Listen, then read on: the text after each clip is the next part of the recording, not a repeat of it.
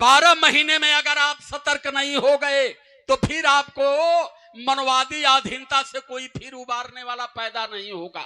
आंदोलन में जो डर गया वो जिंदा ही समान मुर्दे के समान है। वैसे व्यक्ति को जीना और मरने में कोई अंतर नहीं है।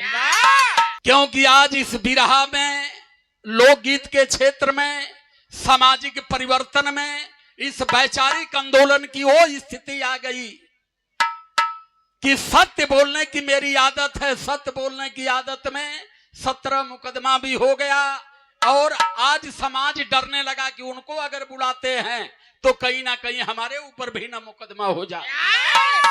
तो मेरे साथियों, मेरे बाबा साहब अंबेडकर कहे थे, सामाजिक सेवा में, सामाजिक सौहार्द और सामाजिक आंदोलन में जो डर गया वो जिंदा ही समान मुर्दे के समान है। वैसे व्यक्ति को जीना और मरने में कोई अंतर नहीं है।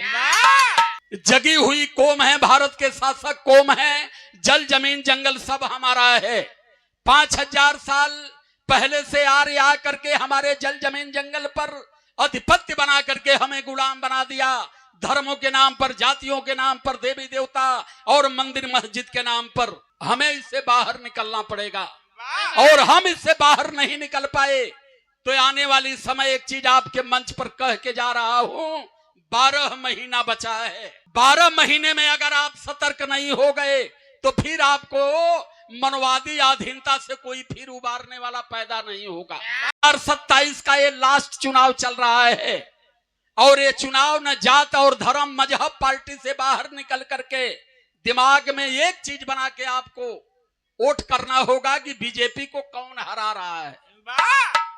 अगर जातियों में, दलों में अगर हम बटे रह गए तो 2027 के बाद फिर इस अधीनता से हमें कोई उबारने वाला दोबारा पैदा नहीं होगा। अगर आज हमारी सबसे बड़ी कोई चुनौती बनी है तो बीजेपी मुक्त भारत करने की। अगर बीजेपी मुक्त भारत नहीं हम कर पाए तो हम पूर्ण रूप से बहुजन समाज, भारत के मूल निवासी, बाबा साहब अंबेडकर के अनुयायी, मान्यवर कांसी राम साहब के त्याग और बलिदान को हम निरर्थक कर देंगे।